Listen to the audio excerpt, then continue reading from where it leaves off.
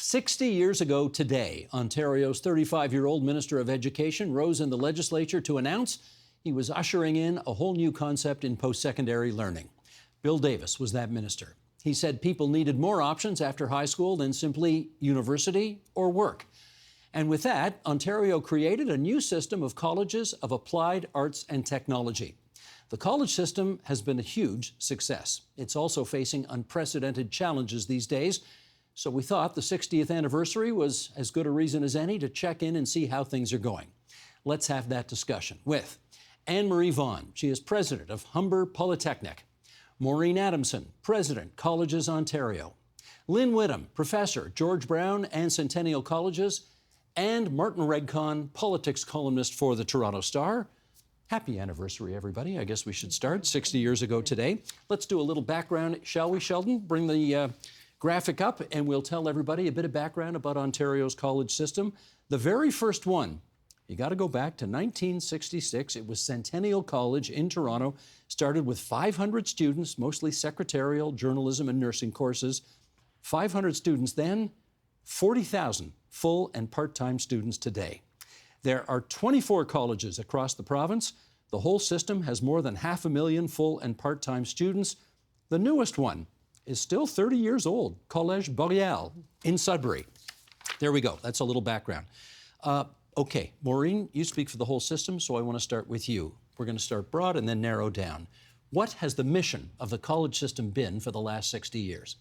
Well, the mission has been clear. It has been to ensure that anyone can have access to higher education.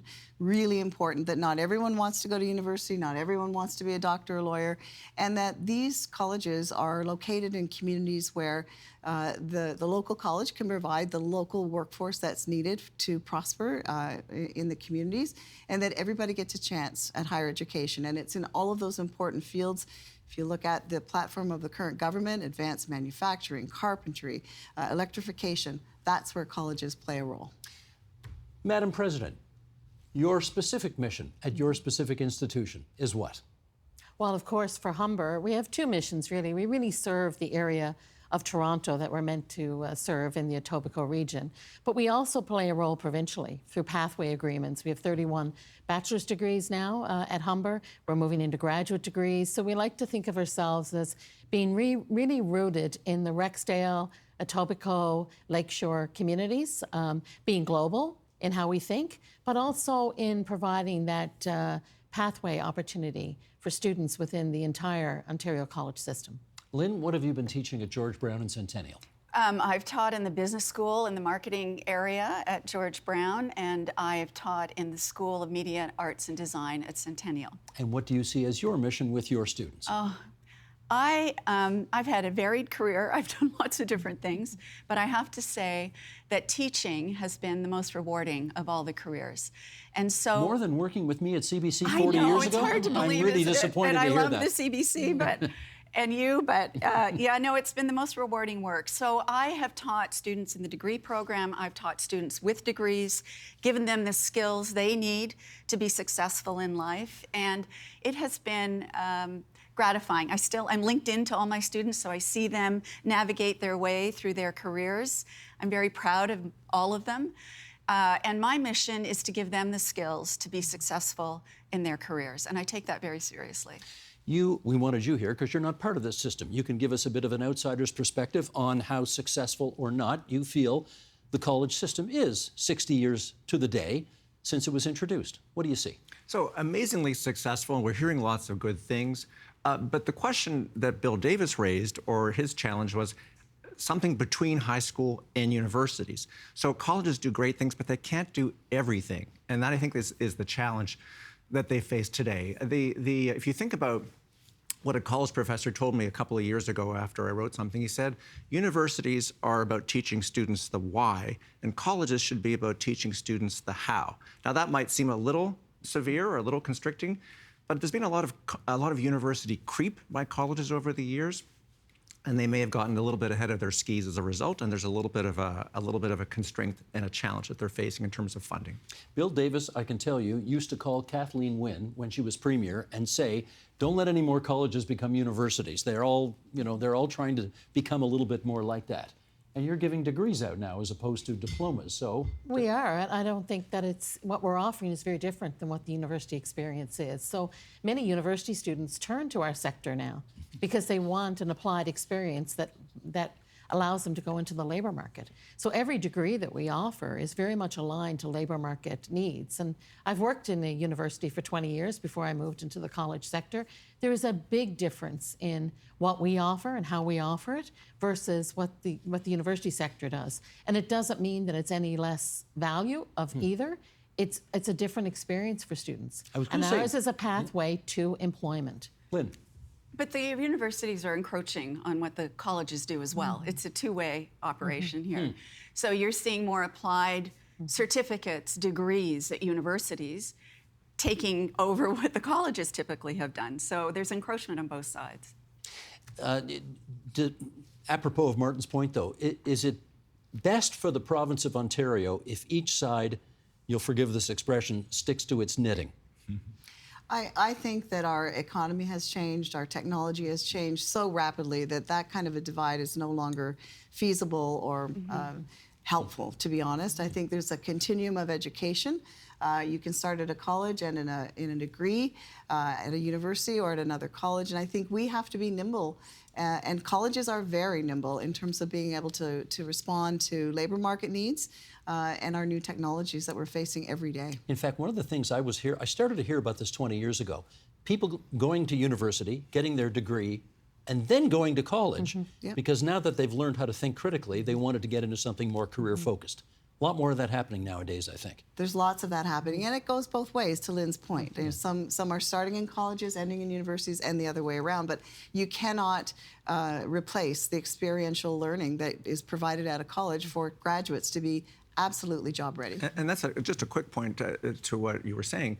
If you think about the Quebec system of CEGEP, which was analogous many years ago, people go first into CEGEP and then into university, and there is some convergence, I think, is what we're all talking about here. I kind of threw that grenade in here about university creep by colleges, and I'll throw myself on that grenade for you and say that sometimes it's useful to go to university and then finish off with a more specific job-sensitive finishing school, as it were, at college. But there's no question that there has been university creep by the colleges, and there's a reason for that as well, which is that universities get more money per student, so it's easier to finance the cash flow. So there's all kinds of financial and political distortions that we'll talk about today, but when colleges and universities start to be the same, Bill Davis's mission has changed. Okay, Lyn, I want to bring you in on this, because to the extent that I've talked to people over the years about this, and we hinted at this in the introduction, people are seeing things happening right now in the college system that is causing them a great deal of concern.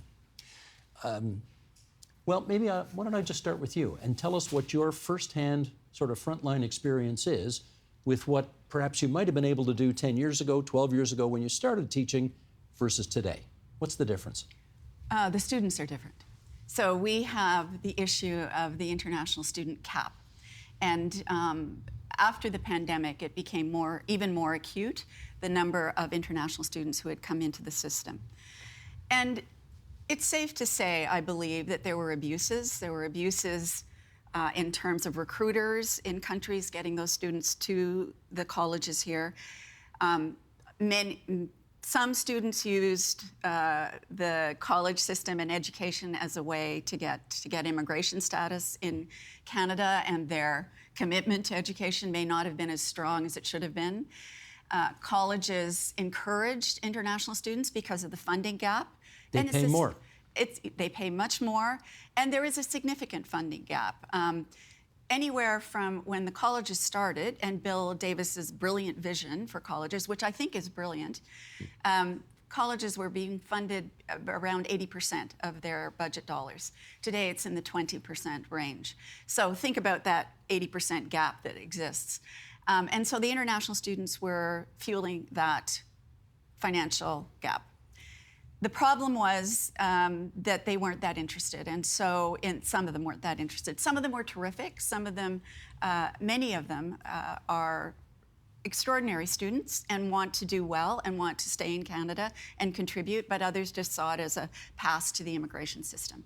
Do you think it has been, and look, I appreciate that three of you here today make your living in this system, you love this system, you are champions of this system.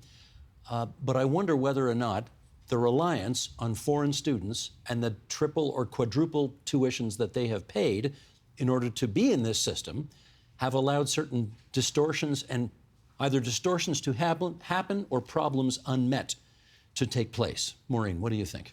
Well, I have to say, I think it's pretty broad sweeping statement to say that students came here to abuse the system, to, for strictly certain reasons. And I'm sure there are always those exceptions. But colleges have a very robust quality framework around the kinds of education, the kinds of standards that students have to comply with to be approved to come to a college in Ontario and in Canada for that matter. And I think, that was very robust. Have colleges had to rely on international revenue? Absolutely. In the absence of other funding through the province, there are only several revenue streams that we can rely on, and international is definitely one. Well, let me pick up with that view. So the spigot of international students has been turned off by the federal government, so you don't have that revenue. The province has frozen tuition for 7 years, the Progressive Conservative government, so you don't have that revenue.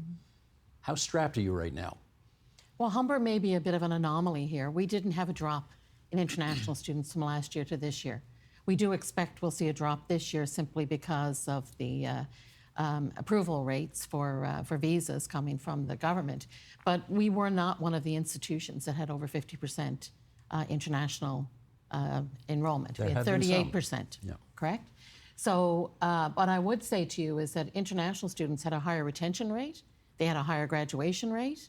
So these students were actually performing quite well. They came here with a mission in mind, the vast majority, and they excelled in our system and filling much needed jobs in the labor force. When you look at our graduation or employment rates, they're well over 80% 6 months out of graduation, and our employer satisfaction rates are well over 90%. But if there's one thing I hear, it's that the tuition freeze plus the reduction in foreign students paying those much higher than domestic student tuitions has resulted in a system that is no longer able to fulfill the mission that it had set out to do 60 years ago.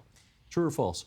I don't think it's as simple as that. I don't think we're not fulfilling our mission. I think we really are continuing to fulfill our mission. It doesn't mean that we're not going through significant financial challenges. And this didn't happen overnight. The decline in federal funding for higher education in Canada started in the late 90s. I actually did my master's thesis on this topic in the late 90s. So what we're seeing now is an erosion that's taken place over a long period of time, over multiple political parties that have been involved in the financing of higher education in Canada and in Ontario. And you're right that we're dependent on either tuition or government grants for our funding. But we do have a public policy objective in Canada that students pay towards their educational experience, and government pay. And so I think that this is a wider public policy discussion that we need to have in Ontario. And it's not just the college sector, it also impacts the university sector. Sure. And it's a wider conversation we need to have. So without pointing the finger of blame at anyone here or at international students who are just seizing the opportunity that was made open to them, at the outset of this show, everyone said that at Humber, at other universities, serving the local community is the most satisfying objective. And when you have, as you pointed out, more than 50% of the student body coming from overseas or not from the local community, you get a distortion. Look. That's not the case at Humber. Humber being an exception. Ann Marie hastened to you add, said that other, you're Humber not is what an you're at exception. 35. It's more resilient. Yeah, Humber's at 35%, bless you. But you said other universities are typically over, colleges are typically over 50%. Yeah. Seneca, you pick any college at Conestoga, et cetera, a lot of them are at 50 to 70 to 80% foreign students. It's remarkable if you think of what Bill Davis's vision was all those years ago. Serving the local community, meeting the needs of our provincial economy. And so you're right that there has, of course, been a steady erosion of funding models over the decades, whether it's in Medicare or health education. But the crisis, which I think we'll talk about, arose when there was a tuition freeze 7 or so years ago. And so that opened the spigot to bringing in all those foreign students, far more than before, and many distortions. Look, when I was at university, the international students were the highlight of my career. but you can have too much of a good thing. So when in my day, I hung out with them, but they were 10% of the student body at most. So there is a distortion at the local level in terms of serving the community, which I think is a problem. And then there are all kinds of other funding issues when universities see foreign students as, forgive me, cash cows. So. Lyn, let me get some, again, on-the-ground experience from you. Are you seeing in your world at George Brown and Centennial courses cut, staff cut? You are seeing both of those things. The program I teach in at Centennial has been cut. The school I teach in has been closed. At George Brown, I haven't worked there since December because there aren't classes available. I'm what you call partial load, which is an instructor who has between 6 and 12 hours teaching hours a week. There are full-time faculty members. So what I'm seeing from my perspective is that the partial load and the part-time instructors are invisible. Basically, they're on contract, so you can just cancel the contract and the problem's solved. The focus has been on protecting full-time, and there are fewer full-time instructors or professors than partial load. The partial load and the part-time people are the ones who are doing a lot of heavy lifting in the system. So in one of the programs I teach in, there are 6 instructors, 2 are full-time, 4 are part-time or partial load. So you can see what the ratio, I'm sure that ratio is consistent for many programs. So the question becomes, and Maureen, I'll put that, all right. Lots of people are gone from the system. Well, this is the question. Is the system not as excellent because it has fewer staff? Is there less choice for students because a lot of these courses are being cut? I want to come back to the mission of the Bill Davis original intent for colleges. We can talk about the revenue streams and the dilution of student bodies in rural communities and other places. The dirty word of private career colleges was a way to equalize some of the rural colleges that couldn't attract international students. But that revenue has been clearly invested to maintain the mandate of colleges in Ontario to deliver on those important domestic programs, whether it's advanced manufacturing, carpentry, health sciences, resource mining. Everything in the current government's platform has been delivered through this subsidization. So I say the mandate has been well intact, although we've had to use international revenue to do so. I got to understand the math here better, so maybe you can help me this. If all of your students have had a tuition freeze for the last 7 years, meaning you're basically, the money you're taking in today is the same as the money you took in 7 years ago, and the spigot on foreign students has been turned off, so you don't have that cash cow, forgive me, to rely on, and the province of Ontario is not increasing its allocations to post-secondary institutions, how are you keeping the lights on? Well, I mean, for Humber, it's been 50 years of very good fiscal management of the institution, right? Okay, come on, Ann Marie. So, no, I mean, I'm just saying that, we had to find funding this year. We were able to do it. Next year, it's going to become more challenging.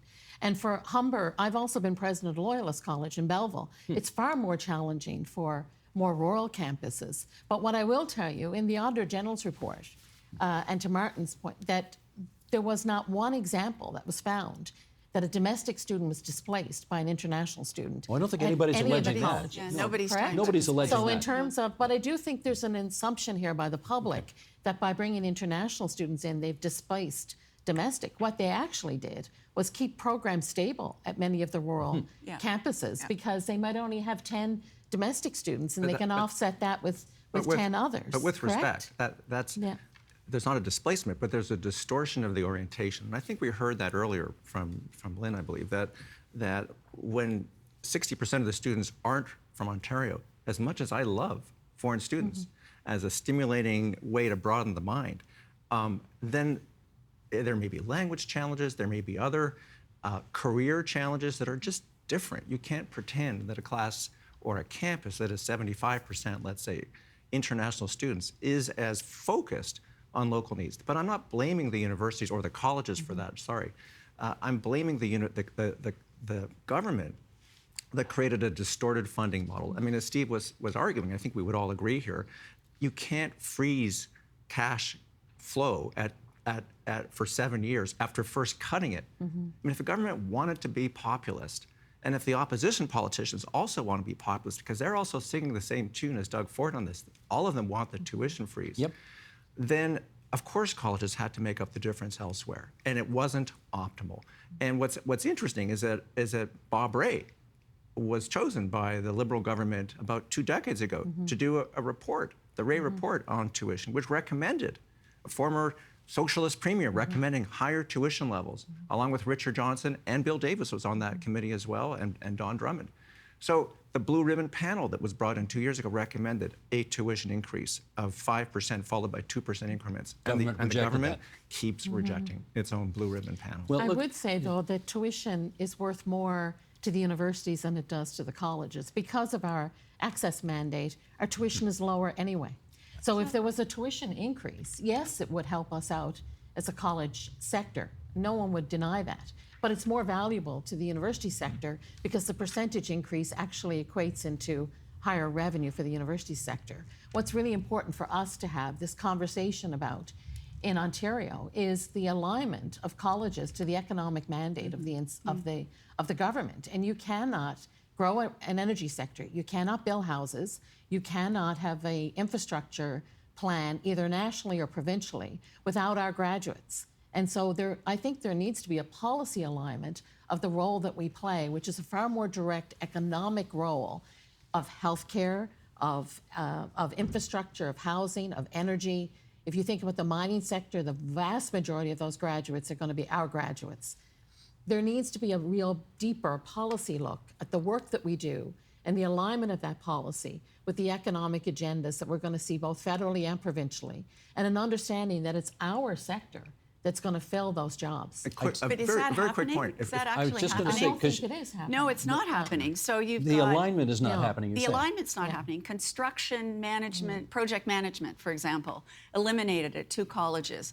Those are the people you need for this housing issue that we're facing to build new homes. And I think Humber really is in a different situation than most colleges. What we're talking about, and I don't know where the aggregation of the numbers of people laid off, programs canceled, it's not anywhere. I don't know where it is, but 400 at Fanshawe, 450 at Mohawk, and it all comes out in dribs and drabs. And some colleges aren't even saying how many people are being laid off, how many programs are being cut. So we don't have a clear picture of what the college sector looks like right now. And I would suggest it's in a bit of a crisis. No, it isn't a crisis. Things are having to happen very quickly to address the budget issues. Colleges are making alignment errors in terms of the programs that are being canceled. They're trying to align them to what the federal government will allow international students into rather than perhaps what the economy requires. So there is a crisis happening. And when you think back to Bill Davis's vision, which I think was brilliant. When I first came into the college system to teach, I had no idea the work that was being done by the colleges and how extraordinary that was. And I just see it being squandered right now. I see it devolving. Martin, just a quick follow-up to Ann Marie's point. I think there's a misapprehension, not at this table, but in this province and by this government, that just throwing money, funneling money to the skilled trades will answer the economic challenges of Ontario. That if you create apprenticeship programs for carpenters or other building trades, as valuable as that is, that somehow will allow the province to meet the needs on autopilot. You still need the construction managers. You still need the people, the aeronautical engineers or the people with aeronautical training which is much more expensive at Seneca or other colleges. And you can't just create carpenter halls. Again, this is not to diminish that role. It is not, however, displace, or that does not replace what colleges do. You have to have both. If I may, colleges still provide 80% of all the in-class training for trades and technologies in Ontario. Colleges produce 31,000 trades technology graduates in a year. Those particular TDAs produce about 7,000. So to your very point, I think there's room for colleges and trade unions, but let's not forget, colleges are still 80% of that marketplace. But if you think of the campaign trail in the last election in February, Doug Ford and his ministers were always going to align with the building trades, and I didn't see them very often stopping at college campuses to say, here. We're making up what we took away. Well, let me do a follow-up with you on that, Maureen. I'll pluck an example out of thin air here. Ontario Tech, which I think is traditionally anyway very aligned with the auto workers because they're making cars not too far away from where Ontario Tech is in Durham region. Does the private sector, does General Motors, does Unifor, do the auto workers, do those unions have to play a bigger role in whatever it is that colleges do there in order to make this work going forward? You know, when I look at our economy, we've got, definitely a structural deficit in all the important programs that you talk about, Lynn. Those are the ones being cut because we can't afford to deliver on those ones. And I think about that. I think about 500,000 jobs that we're trying to fill. I think about fighting tariffs. I think, colleges are completely aligned with those kinds of graduates and the workforce that's needed, and still play the predominant role. Private unions have a role to play, but colleges have been at this for a long time. We have state-of-the-art facilities. I would invite anyone to come to a college and look at Fleming College, for example, in our trade center. We're important players in this, and we are aligned with the government and want to be part of the solution. Who's a former president of Fleming College? I don't know who she might be sitting at this table. Who might be sitting at this table right now? A former president but of you Fleming. mentioned Ontario Tech. So Humber has developed a partnership with Ontario Tech in the nuclear sector. So we between what we offer and what Ontario Tech offers, that's the full spectrum of skills that's needed to grow this energy sector for Ontario. Yeah. And what Humber is doing is we're bringing more colleges with us because there's 100,000 jobs to fill. In order to be able to think about getting all those skills, it's much more than just Humber's work. There's a lot of work to happen, as well as Ontario Tech leading on their side of the nuclear industry. There's really opportunities for more collaboration between our sector and the university sector in the province. And what we're doing with Ontario Tech, I think, is a great example of how we fulfill the needs, again, of the economic priorities of Ontario, which is energy, housing, infrastructure, healthcare.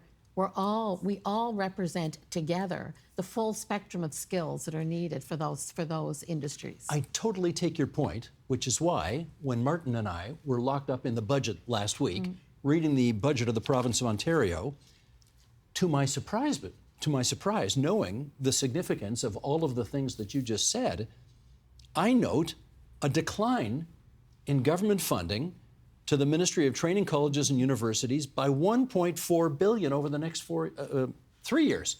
Over the next 3 years. I mean, I'm not great at math, but I don't know that you can cut $1.4 billion out of a system and still have the impact that you want to have. Who's going to jump in and tell me that this is all going to work out despite this cut? I'll take the opposite position and just say that is the challenge, and it bears repeating that when you take that much money out of the system, when you also take out tuition and freeze it. I mean, the current minister, Nolan Quinn, used to run a Dairy Queen franchise in Cornwall and was in fact the representative of the franchise operators with DQ. That's a very political job, so he has some political agility. But I asked him, how would you run your business if head office told you that you had to cut the price of blizzards or chocolate dip cones by 10% and freeze that for 7 years? I mean, it's not sustainable. While wages, what did he say? Everyone, he didn't have. Well, it was a private conversation, but he did not have a defensible answer. Well, this is. I mean, you've referenced chocolate dip cones here, which are terrific, incidentally. They are.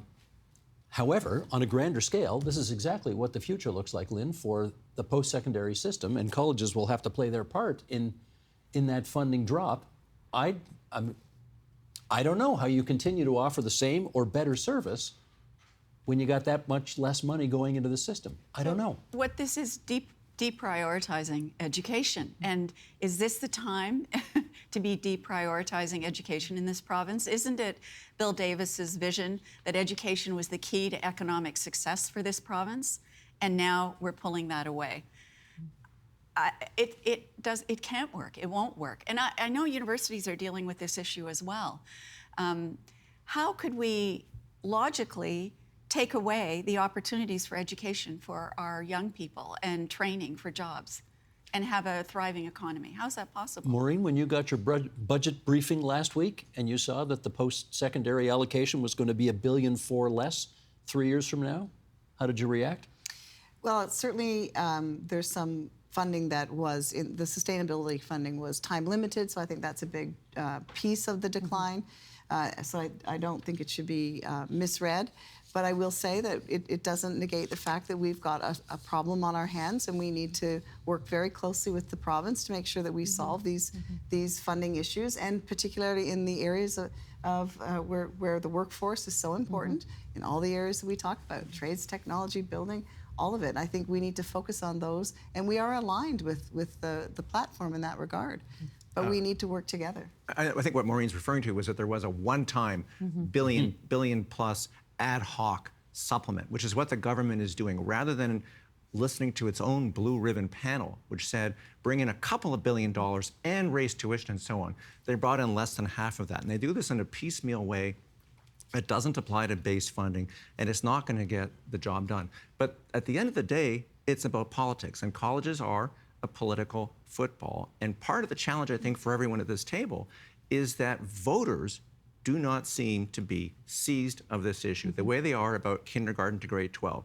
When there's a walkout or a challenge in K to 12, parents are clamoring for action from school trustees.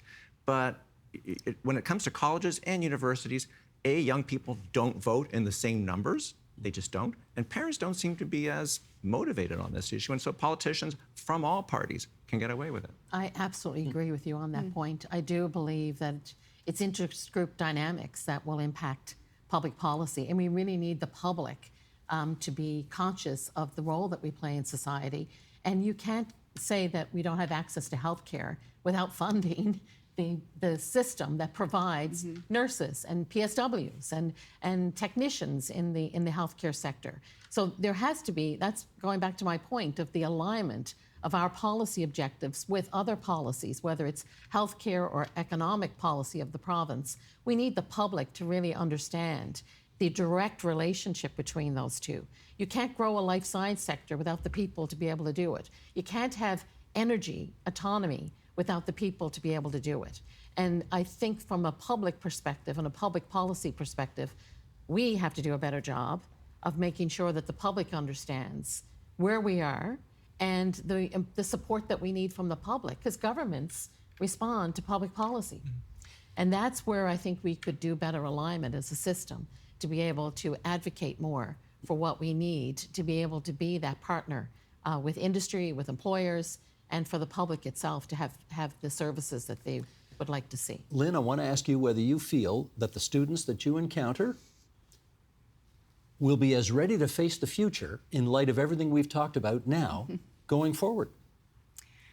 Well, I think that's a really good question. So one of the things that I noticed about colleges, and I spent a lot of time at university, but colleges, innovation is faster, it's more responsive. Right now, the programs I teach in are trying to integrate AI into the teaching, looking at the impacts of AI, et cetera. And so I think, when you talk about what's the future going to look like, what do we teach young people now to be equipped for the future? I would argue that some of the colleges are in the best place to innovate around that issue quickly and implement quickly. So losing that capacity in the educational system, if it's not funded and prioritized, is going to be damaging to the economy, to young people as they try to navigate in this world that's so uncertain at the moment, because they won't have the skills to understand that world and where the opportunities lie. Maureen, I'll give you the last word here. It has often been said that the college system is the envy of the world. Bill Davis sent his colleges and universities minister to Iran 45 years ago because they were interested in building the same system we have now. Do we still have a system that's the envy of the world? I think we do have a system that's the envy of the world. Do we have some challenges and some financial challenges? Absolutely. But we have the kinds of faculty, we have the equipment, we have the curriculum, we have industry partnership. We can still be the envy of the world. You know, Bill Davis once said, you get education right, everything else falls into place. On this 60th anniversary, are we getting education right? Yes, we are. I'm I got a yes here. Well, we could keep the debate going, and I think there's a lot more we can do. But I have a different perspective. I've worked in another province. I've studied in 2 other provinces. And let me just say that the student experience in the Ontario college system is exceptional. And that's where I keep my eye and focus, is making sure that our students have the best experience so our employers get the best value of the students that we produce. And I would say, continue to say, that the Ontario college system is a jewel in the Canadian higher education landscape. Can we do more? Absolutely. Could we have more funding? Absolutely. Are we at risk? Absolutely. But Bill Davis's vision was profound 60 years ago. And what we provide to students in our communities today is of the highest value of quality, of exceptionality, and our faculty are exceptional. The staff that work at these institutions are exceptional, and I can't think of a better place to be. Last word goes to the president of Humber Polytechnic. That's Ann Marie Vaughan, along with Lyn Whitham, who's been teaching at George Brown and Centennial Colleges for the past decade and more. And on the other side of the table, Maureen Adamson, president, Colleges Ontario, and Martin Regg Cohn, whose stuff you read in the Toronto Star. Thanks so much, everybody, and happy 60th anniversary. Thank you. Thank you. Thank you.